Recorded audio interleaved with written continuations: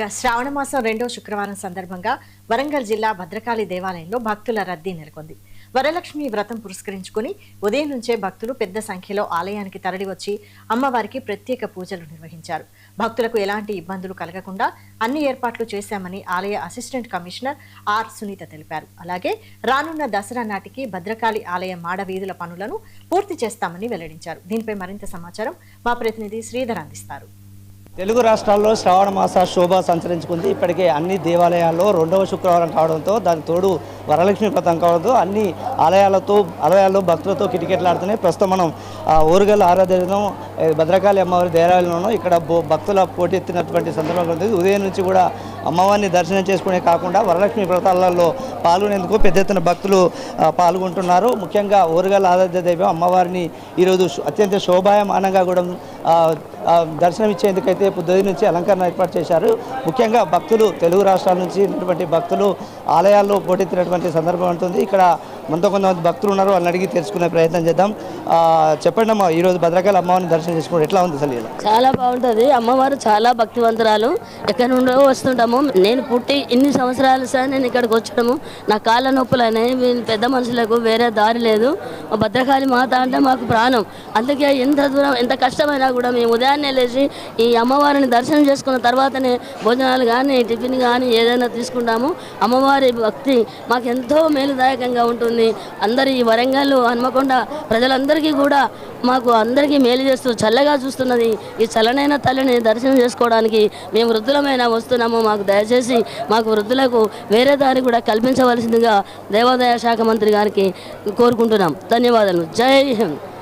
భక్తులు చెప్తున్నారు. ముఖ్యంగా ఇది ఈరోజు 2వ శుక్రవారం కావడంతోనే భక్తుల పోటింగ్ అయితే అధికంగా పెరిగింది. ఇప్పటికే వివిధ ప్రాంతాల నుంచి కూడా భక్తులు ఇక్కడికి అశేషంగా చేరుకుంటున్నారు. అమ్మవారిని ఈరోజు దర్శనం చేసుకోవడం వల్ల ఈరోజు శుక్రవారము అదేవిధంగా శ్రావణ మాసం 2వ శుక్రవారం కావడంతోనే వరలక్ష్మి వ్రతం కూడా ఒక అరుదైన రోజు కూడా ఈరోజు దొరికిందని కూడా చెప్పుకోవచ్చు.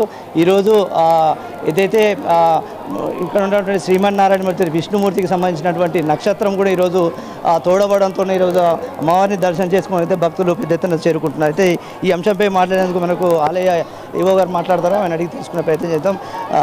మేడం సునీత గారు చెప్పండి, ఎట్లా ఉంది ఈరోజు పరిస్థితి? భక్తుల ఫ్లోటింగ్ 2వ శుక్రవారం శ్రావణ మాసము, అది ఒక వైపు వరలక్ష్మి వ్రతం కూడా ఉంది. ఫ్లోటింగ్ ఎట్లా ఉంది? భక్తుల పరిస్థితి ఎట్లా ఉంది? అదేనండి, ఈరోజు 2వ శ్రావణ శుక్రవారము, అదేవిధంగా వరలక్ష్మి వ్రతాన్ని పురస్కరించుకొని ప్రసిద్ధి చెందినటువంటి భద్రకాళి అమ్మవారి దేవస్థానం నుండి ఉదయం నుంచి కూడాను ఫ్లోటింగ్ ఇదే విధంగా రావడం జరుగుతుందండి. ముఖ్యంగా మహిళా భక్తులు ఈరోజు అమ్మవారికి ఒడిబియ్యం సమర్పించుకోవడానికి ప్రత్యేకమైనటువంటి ఒడిబియ్యం హుండీలు అదేవిధంగా క్యూ లైన్స్ కూడా ఏర్పాటు చేశాము.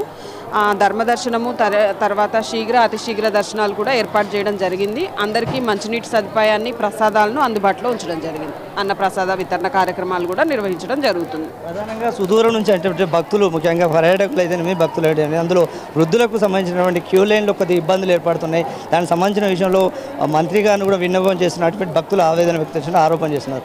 ఈ వృద్ధులకు సంబంధించినటువంటి అంశంలో క్యూ లైన్ విషయంలో ఏదైనా ప్రత్యేక చర్య తీసుకోబోతున్నారు?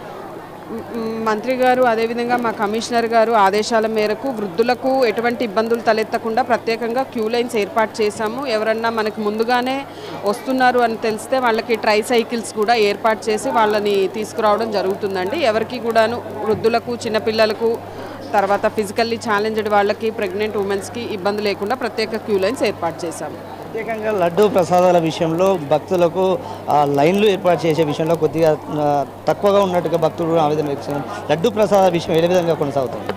లడ్డు ప్రసాదాలకి సంబంధించి క్యూ లైన్స్ మీరు అన్నట్టుగా కొంచెం తక్కువగా ఉన్నాయి. వాటిని 2 ప్రత్యేకమైనటువంటి క్యూ లైన్స్ ఏర్పాటు చేసి ఆ ఇబ్బంది కూడా లేకుండా ఏర్పాటు చేశాం.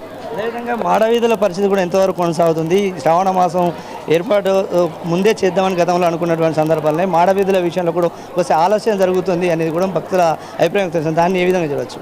మాడవీధులకు సంబంధించి వర్క్ కూడా వాళ్ళ ఎగ్జిక్యూషన్లో నడుస్తుందండి. ఒక 2 సైడ్స్ ఆల్రెడీ రోడ్ ఫామ్ అయింది. ఇంకొక 2 సైడ్స్ కొన్ని ఇష్యూస్ తోటి కొంచెం డిలే అవుతుంది. దసరా వరకు కూడాను కంప్లీట్ చేయడం జరుగుతుంది. దసరా వరకు కంప్లీట్ అవుతుందని ఆశిస్తున్నాం. శ్రావణ మాసం సంచరించుకునే భక్తులకు ఏం చెప్తున్నారు ఈరోజు?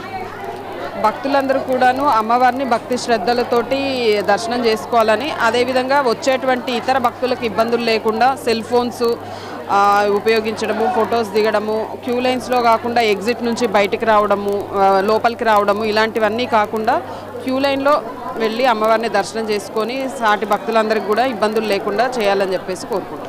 ఈ విధంగా సునీత మేడం గారు చెప్తున్నటువంటి విషయం ఏంటంటే ఇప్పటికే తెలంగాణ ఇంద్రకీలాద్రిగా పేరుగాంచినటువంటి ఓరుగల్లు ఆరాధ్య భద్రకాళి అమ్మవారి దేవాలయంలో భక్తుల ఫ్లోటింగ్ ఎక్కువగా ఉంది కూడా మనం చెప్పుకోవచ్చు. మాడవీధుల నిర్మాణ ఏర్పాటు విషయంలో దాదాపుగా దసరా వరకు పూర్తవుతుందనే అంశం కూడా ఆలయ అధికారులు చెప్తున్నటువంటి పరిస్థితి కనబడుతుంది. మొత్తంగా శ్రావణ మాసం 2వ శుక్రవారము కావడము, అదేవిధంగా వరలక్ష్మి వ్రతం కావడంతో భక్తుల తాకిడి అధికంగా పోటెత్తిందని మాత్రం వరంగల్ భద్రకాళి దేవాలయంలో కొనసాగుతున్న ఫ్లోటింగ్ అని చెప్పొచ్చు. ఇది ఇక్కడ తాజా అప్డేట్. కెమెరా పర్సన్ పవన్తో 99 టీవీ శ్రీధర్, వరంగల్.